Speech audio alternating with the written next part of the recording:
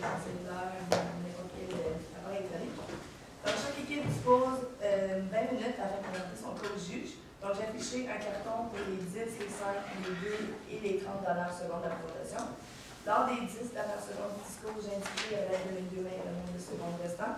Une équipe n'ayant pas terminé sa présentation après 20 minutes se verra arrêtée afin de passer à la période des questions. Une période de questions d'une durée maximale de 5 minutes est allouée au jury à la fin de la présentation. Je tiens à rappeler au jury qu'il est obligatoire de poser au moins une question lors de cette période. J'inviterai maintenant les juges à se présenter et vous ensuite. Anne-Marie Bédard, auditrice chez Raymond Chabot. Tania Dubé, chargée d'enseignement à l'Université Laval. Eugène Loche, je suis revient chez César. Alex Louvre, conseiller ordre de CPA du Québec. Justin Frappier, vérificateur chez Raymond Chabot de Grant Thornton.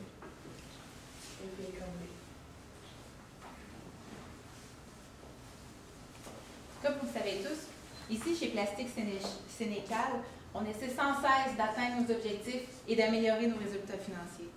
Pour y arriver, il y a plusieurs options. L'acquisition d'entreprises, de nouvelles machineries, de nouvelles technologies.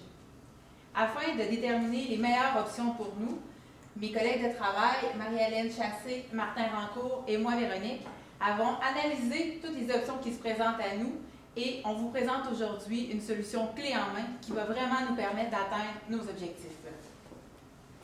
À l'ordre du jour, on va débuter par l'analyse de la situation, l'analyse des projets stratégiques.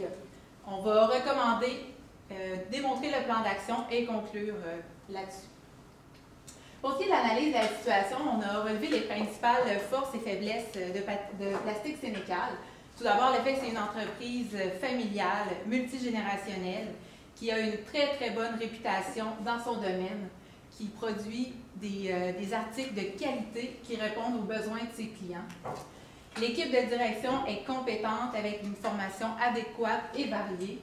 Et surtout, la situation géographique de l'entreprise qui la place dans la vallée de la plasturgie, qui fait en sorte que c'est extrêmement pertinent. Pour ce qui est des faiblesses, on a noté que la mission n'a pas été mise à jour depuis la création de l'entreprise. Ce serait peut-être à revoir. Il y a aussi la diminution du chiffre d'affaires qui a eu lieu en 2014, puis la dégradation de la qualité des relations avec les employés qui ont démontré du mécontentement dernièrement. Pour ce qui est des opportunités et des menaces, au niveau des menaces, je l'ai déjà mentionné, le mécontentement des employés. Il y a aussi la fluctuation du prix des matières premières qui vient jouer directement sur les résultats financiers de notre entreprise. L'instabilité lorsqu'on travaille avec les matériaux recyclés, qui sont quelque chose qu'on apprécie faire parce que c'est environnementalement responsable. Par contre, c'est plus difficile au niveau de la qualité des produits. L'augmentation de la concurrence au Canada, qui est en lien direct avec la diminution des exportations aux États-Unis. Les opportunités, évidemment, il y a la recherche et développement. C'est un milieu novateur avec plusieurs nouvelles idées. On a une vaste clientèle aussi, autant pour le domaine de l'automobile, de l'aérospatial, de l'alimentaire. On a une possibilité de faire l'acquisition d'une machine européenne spécialisée, de réaliser des alliances stratégiques, que ce soit au niveau de l'acquisition d'entreprises ou de la recherche et développement. Puis, actuellement, l'industrie au Québec connaît une bonne croissance, donc c'est un bon moment pour y être. On a dressé la liste des différents projets stratégiques. On va aborder chacun d'eux en détail au cours des prochaines minutes. C'est important de mentionner ici, on a vraiment tenu compte des facteurs clés de succès de l'industrie afin de réaliser l'analyse des projets qu'on vous présente aujourd'hui, c'est-à-dire la capacité d'innover, la conception de produits à valeur ajoutée, qui est un élément clé essentiel, ainsi que la flexibilité, c'est-à-dire le fait de s'adapter rapidement aux demandes et aux besoins de notre clientèle. Je vais maintenant laisser la parole à Marie-Hélène qui va débuter avec l'analyse des premiers projets. Donc, le premier projet qu'on a sur la table aujourd'hui, c'est l'acquisition de Moulage Inc., qui est une entreprise dans le domaine du plastique aussi, de la transformation plastique, dont les propriétaires veulent prendre leur retraite. Donc, on a une possibilité d'acheter 100% des actions de la compagnie pour 2 millions. On a regardé rapidement les ratios qui sont à respecter par notre banque pour le financement de cette acquisition. Puis comme on voit, là, nous, on a une marge bénéficiaire brute de 13 %, moulage sont à 13,61 donc ça ne viendrait pas nous affecter négativement. La banque exige 12 donc on est correct. Pour ce qui est du ratio de la dette totale, on est présentement à 36,6 %, puis moulage sont à 27 donc sont meilleurs que nous, donc ça ne viendrait encore là pas nous affecter négativement. Puis on peut voir qu'ils ont un fonds de roulement là, supérieur à nous, donc encore là, c'est intéressant. Pour ce qui est du qualitatif, c'est des nouvelles technologies. Ce n'est pas des technologies auxquelles on est habitué, mais c'est des technologies qui s'intégreraient bien selon notre expertise là, en recherche et développement puis aux opérations. C'est des technologies qui seraient facilement intégrables à notre production. Ça augmenterait la variété des matériaux que l'on peut utiliser. Puis ça reviendrait répondre à la clientèle qui est exigeante parce que c'est des technologies de pointe qui vont avec plus de précision sur la production. De plus, on sait qu'il y a un engouement pour tout ce qui est éco-responsable, les matières recyclées, c'est des matières qui sont plus difficiles à travailler. Puis, chez Moulage Inc., la technologie qu'ils utilisent est plus adaptée aux matières recyclées. Donc, comme j'ai dit, c'est une intégration simple. Ils ont déjà aussi la certification 9001, qui est une certification ISO 9001 qui est sur la qualité, qui nous intéresse aussi. Donc, déjà là, c'est un pas vers aller chercher cette certification-là. Ils ont de la main-d'œuvre déjà qualifiée en place, donc pas besoin de formation, on peut l'intégrer, on peut reprendre les opérations. Puis, de plus, ils sont situés à Saint-Damien, donc sont à proximité de nous. C'est pas trop compliqué pour les opérations, les discussions, les négociations. Pour ce qui est des inconvénients, c'est un investissement significatif, c'est 2 millions. Notre capacité d'emprunt en ce moment est à 2,4 millions. Donc, c'est un risque financier important aussi.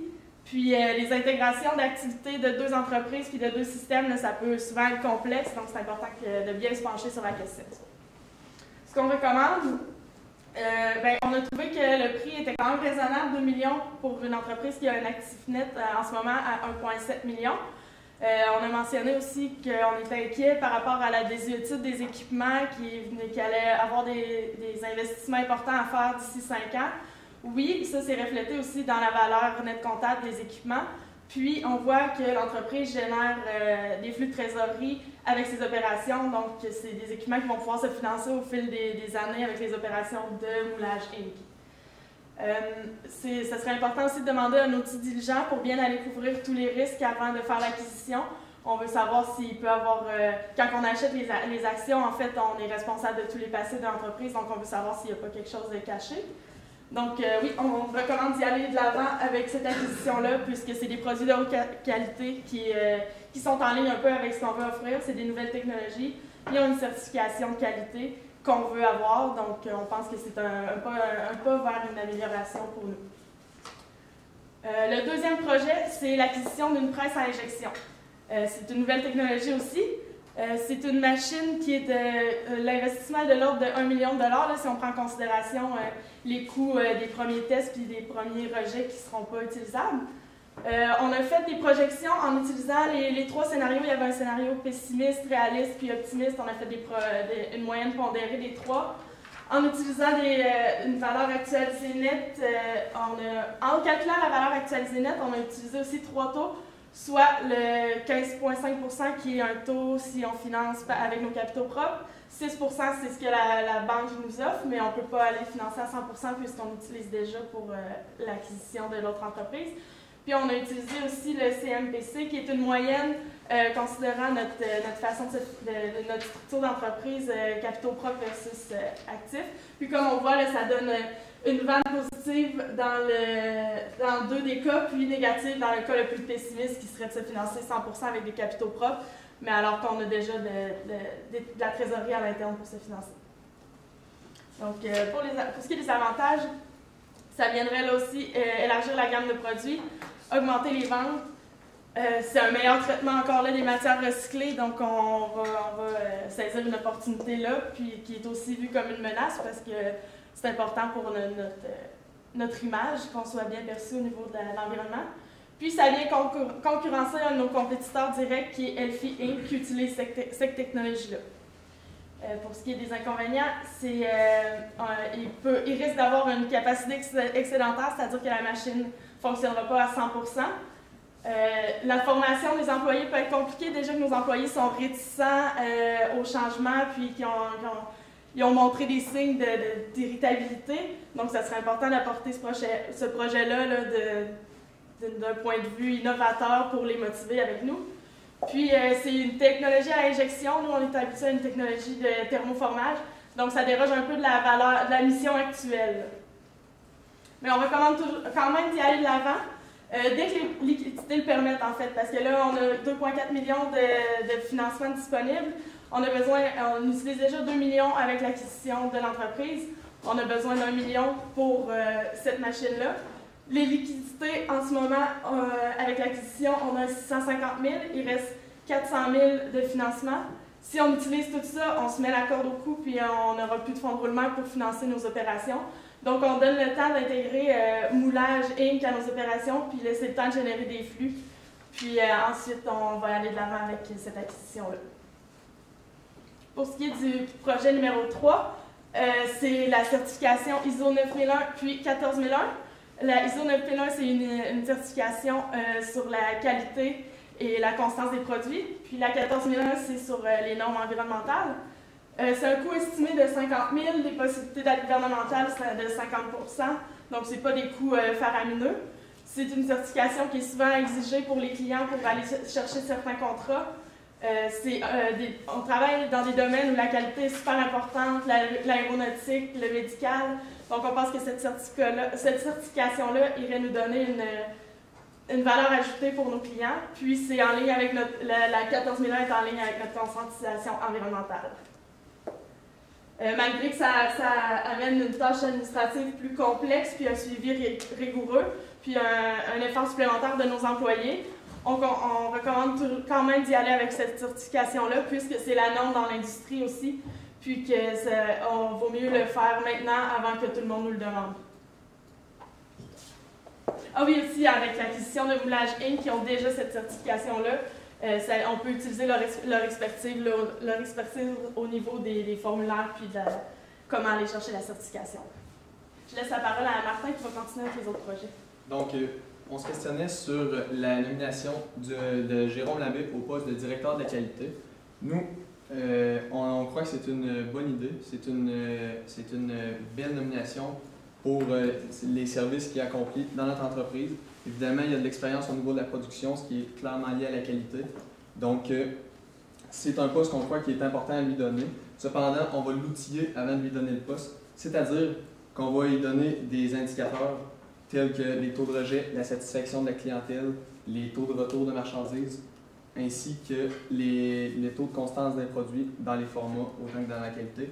Donc, avec ça et avec un peu de formation continue, on croit qu'il va être un excellent atout pour l'entreprise pour bien gérer la qualité. Ensuite, le contrat avec Multiplastic Inc., qui est un contrat un peu spécial qui nous permettrait d'aller développer un nouveau marché. On a constaté que les flux de la commande se chiffraient à 134 000 positivement. Ça, c'est sans compter les coûts fixes, puisque c'est des coûts qu'on va concourir de toute manière. C'est des heures machines, c'est 4 000 heures machines qui sont requises pour pouvoir réaliser cette commande. C'est ça notre contrainte. Donc, ce qu'on a remarqué, c'est que la rentabilité moyenne des commandes dans ce secteur de l'entreprise, c'est 106 $ de marge variable dégagée par heure, tandis que la commande avec Multiplastic générait seulement 34 $ par heure. Donc, on ne maximise pas notre contrainte. Donc, de plus, en 2014, on avait seulement 3 000 heures de libérées pour pouvoir faire des commandes supplémentaires. Donc, ce qu'on recommande, c'est de refuser la commande si on est capable de combler les heures avec d'autres commandes qui sont plus profitables pour l'entreprise. Cependant, si les machines ne sont pas utilisées et qu'on a le temps, on peut la faire étant donné qu'on couvre aisément nos coûts variables et une partie de nos coûts fixes. Donc, si on a le temps, on la fait. Sinon, on est mieux de se concentrer sur d'autres commandes. Pour ce qui est de la gestion des ressources humaines, on sait que c'est un point un peu plus difficile présentement dans l'entreprise. On a senti des petits conflits entre la direction et ses employés, surtout autour du bonus qui n'a pas vraiment été versé. Donc, le bonus actuel est en fonction du respect des budgets, mais ce n'est pas un outil que les employés ont un impact vraiment direct dessus. Donc, s'ils ne se sentent pas en contrôle de sur leurs outils qui sont évalués, leur motivation ne sera peut-être pas là pour aller atteindre les objectifs. Donc, ce qu'on propose, c'est un bonus, oui, mais sur des nouveaux indicateurs que les employés seront plus en contrôle. Donc, on peut penser au temps de fabrication requis par chaque pièce, la rapidité de transition entre les différentes commandes, donc le temps de mise en place, ainsi que le taux de rejet. Tout ça, bien sûr, dans l'optique de la qualité, qui est très importante dans notre domaine. Ensuite, on a vu une possibilité d'affiliation avec le cégep de Thetford Mines. C'est un très beau projet. C'est important étant donné que c'était une excellente source de main-d'œuvre qui est difficile à avoir. On a même remarqué des départs vers nos compétiteurs. Donc, c'est important de dénicher une source de main-d'œuvre stable qui va pouvoir nous fournir en main-d'œuvre compétente. Donc, les coûts à l'embauche ne sont pas plus chers. Ça va aussi aider à former des employés et il y a peut-être des crédits d'impôt pour ça. Ensuite, l'éco-responsabilité, c'est quelque chose de très important dans le domaine. Donc, on peut penser au 7e continent qui a été dénoncé par plusieurs groupes et dont on a été associé. Donc, assister au sommet de la plasturgie, on croit que c'est important. C'est une manière de montrer au public qu'on s'intéresse à l'environnement. On croit qu'affecter Jacques Marcoux, directeur des opérations, et Jean-Yves Roy, directeur de la R&D, démontrer tout le sérieux qu'on a envers s'améliorer pour l'environnement. Donc, mais avant tout ça, on devrait commencer à l'interne en consultant les employés pour voir si eux, dans la gestion jour par jour, ont des améliorations à apporter. Ensuite, la poursuite de RGE. C'est une poursuite de 250 000 qui a un dénouement incertain. Les experts en droit ne savent pas de quel bord va aller la poursuite. Donc, c'est un montant significatif. C'est important de le présenter en note pour informer les utilisateurs. On ne peut pas le comptabiliser puisque le montant est connu, mais c'est vraiment pas certain que ça va se réaliser. Mais ce qu'on va faire dans le futur, ce qu'on devrait faire dans le futur pour prévenir ça, c'est de réviser les contrats de vente pour s'assurer que les clauses sont vraiment claires pour pas que ça se reproduise. Donc, les ratios, à la fin, si on utilise tout le financement, on voit qu'on a une dette totale de 57 % comparativement à 60 % exigé à la banque. Ça, c'est dans le pire des cas si on utilise tout l'argent immédiatement. La marge bénéficiaire brute sont toutes supérieures à 12 % dans tous les projets qu'on a recommandés. Donc, ce n'est pas un facteur qui va nuire dans les clauses de la banque. Donc, je vais laisser la parole à Véronique pour le plan d'action. Je vais maintenant vous présenter de façon concrète les projets à mettre en place et surtout dans quel ordre est-ce que nous devons les mettre en place. Donc, tout d'abord, c'est extrêmement important d'informer les employés de nos nouveaux projets. On veut qu'ils soient informés afin qu'ils se sentent concernés et qu'ils aient plus de motivation au travail. Ça va permettre peut-être de calmer le jeu avec certains mécontentements qu'il y a eu dernièrement. Ensuite, on va réviser et communiquer clairement la nouvelle politique de boni. Encore une fois, c'est dans la même optique là, de mobiliser tous les employés dans l'atteinte de nos objectifs. Ensuite, on va nommer Jérôme Labbé à titre de directeur de la qualité. C'est quelque chose qui doit se faire rapidement parce que ça va avoir des impacts ensuite sur les différents projets, parce qu'il va déjà pouvoir instaurer des normes de qualité, par exemple dans l'acquisition de Moulage Inc., qui est le projet suivant. Donc, on va démarrer le projet avec des normes de qualité qui vont être déterminées. Ensuite, on va pouvoir débuter les démarches pour la certification ISO 9001 et 14001. Par contre, ça va se faire seulement une fois que l'acquisition de Moulage Inc. va être complétée et intégrée. C'est important de prendre le temps de réaliser cette première étape parce que si on fait plusieurs projets en même temps, on risque de faire un mauvais suivi, de vouloir trop en faire en même temps et de ne pas atteindre nos objectifs. Donc, en parallèle avec les démarches pour la certification ISO, il va pouvoir avoir l'acquisition de la presse à injection. À ce moment-là, on l'a mentionné précédemment, c'est important d'attendre les liquidités et que ça soit fait suite à l'acquisition de Moulage Inc. Finalement, on l'a mis en 7e, l'affiliation avec le cégep de Thetford. Pas nécessairement parce qu'il doit être fait en tout dernier lieu. Par exemple, la responsable des ressources humaines pourrait s'en occuper une fois que la nomination de directeur de la qualité serait faite, par exemple. Donc, ce projet-là se fait en parallèle avec tous les autres. On a noté certaines autres recommandations, entre autres la mise à jour de la mission de l'entreprise.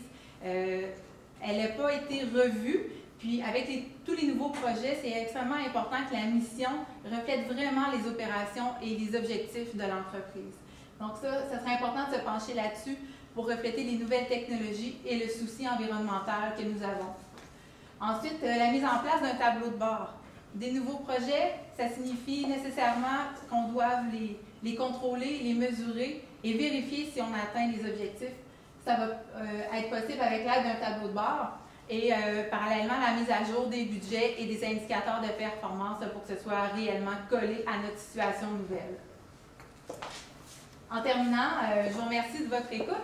Puis je vous laisse sur une phrase d'un auteur qui a dit « Si on fait ce que l'on a toujours fait, on obtiendra ce que l'on a toujours obtenu. » Donc ici, on a une belle opportunité d'obtenir des résultats différents de ce que nous avions auparavant. Merci beaucoup.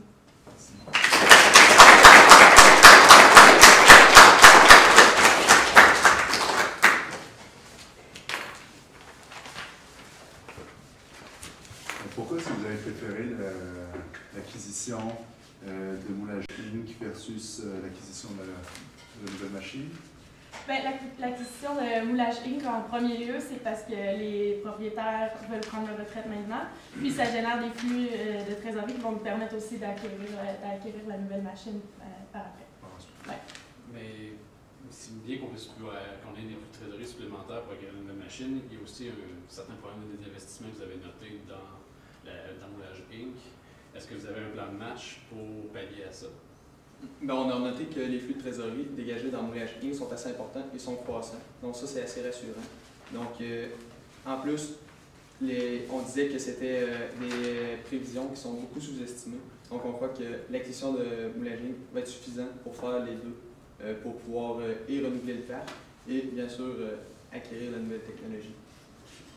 Est-ce que vous avez noté des idées internes qui pourraient permettre de pallier au risque financier d'aller chercher une dette supplémentaire? Bien, on a aussi, à l'interne, on a un 650 000 de trésorerie là, qui est disponible avec l'acquisition de Moulage Inc., là, qui ont des placements temporaires. Dans la mémoire d'idée, vous avez parlé du ratio qui allait être respecté de 57 %. Est-ce que vous incluez justement l'acquisition de Moulage Inc. et la presse ou seulement Moulage Inc.? Ça, c'est dans le pire des cas. Si on finance immédiatement le maximum de notre prêt, 2 400 000, on va atteindre le 57 %. Donc, sachant que nous, on décide d'attendre un peu avant de financer le dernier million, donc on va avoir un certain jeu là, de ce côté-là. Peut-être me rafraîchir la mémoire, ça se peut que je n'ai manqué un bout, mais vous avez parlé de revoir la mission de l'entreprise. Est-ce que vous l'avez mentionné, la nouvelle mission? Sinon, ça ressemblerait à quoi? On a mentionné les 2 points qui étaient à revoir en profondeur, c'est les nouvelles technologies, parce qu'on sait que ça nous parle uniquement de thermoformage, la mission actuelle, et surtout inclure l'environnement dans la mission, puisque c'est... Et si il y en a formulé une, tu le fais, ça peut être top, mais... On ne s'est pas avancé à formuler une mission parce que c'est quelque chose qui demande quand même une certaine réflexion pour que ce soit vraiment bien adapté à la situation. Pour ce qui est de votre plan de mise en œuvre, c'est parfait que vous avez mis ça en ordre, mais je me demandais au niveau du timeline de délai de l'acquisition de la presse à injection, c'est quoi le timeline que vous pensez au niveau de l'acquisition de Moulage Inc. versus l'acquisition d'une machine d'injection? Évidemment, le projet d'acquisition de Moulage Inc., ça va nécessiter un certain temps, là, surtout qu'on prévoit que ce soit presque complètement intégré avant d'aller pour l'acquisition de la presse. On peut facilement s'attendre à un délai d'1 an là, avant d'aller vers l'acquisition de la presse. Là, et ça, bon, ça peut être revu selon la situation. Pour le contrat avec Multiplastique, qu'est-ce qui, selon vous, fait en sorte que notre rentabilité avec ce contrat baisse de façon relativement substantielle? On parle de 106 à 34 $ par heure. Est-ce que vous seriez capable de nous ventiler ce qui se passe entre les deux pour qu'un contrat soit si peu rentable par rapport à notre moyenne seul? En fait, ce qu'on a pris, c'est les données que Multiplastique nous disait. Dans le fond, c'est un contrat pour 10 000 unités pour 3,2 millions. Donc, ça serait peut-être aussi de renégocier le prix de vente. C'est vraiment là qu'on allait perdre beaucoup. D'ailleurs, pouvez-vous repréciser votre conclusion par rapport à ça? Parce que j'avais l'impression qu'il y avait de la rentabilité, mais pas entièrement. Je n'étais pas certaine. Au niveau de la contrainte, qui sont les heures machines, c'est plus payant de faire des commandes moyennes qu'on a pu observer en 2014. La moyenne des commandes de 2014 était plus rentable. Donc, si on est capable d'aller chercher sur le même type de commande, au lieu des commandes de multiplastique, on va générer une meilleure rentabilité. Donc, ce serait de prioriser des commandes semblables à ce qu'on a fait par le passé, au lieu d'aller vers une commande comme Et si ça. ce n'est pas le cas? Si on n'est pas capable de combler ce Là, trou-là? c'est là que c'est intéressant. Ça couvre les coûts fixes. Donc, on génère un certain profit, mais il est moindre aux commandes moyennes. Donc, si on fait ça ou rien, on est mieux d'y aller parce que ça génère un certain profit. On va à la commande spéciale si on ne réussit pas à trouver d'autres.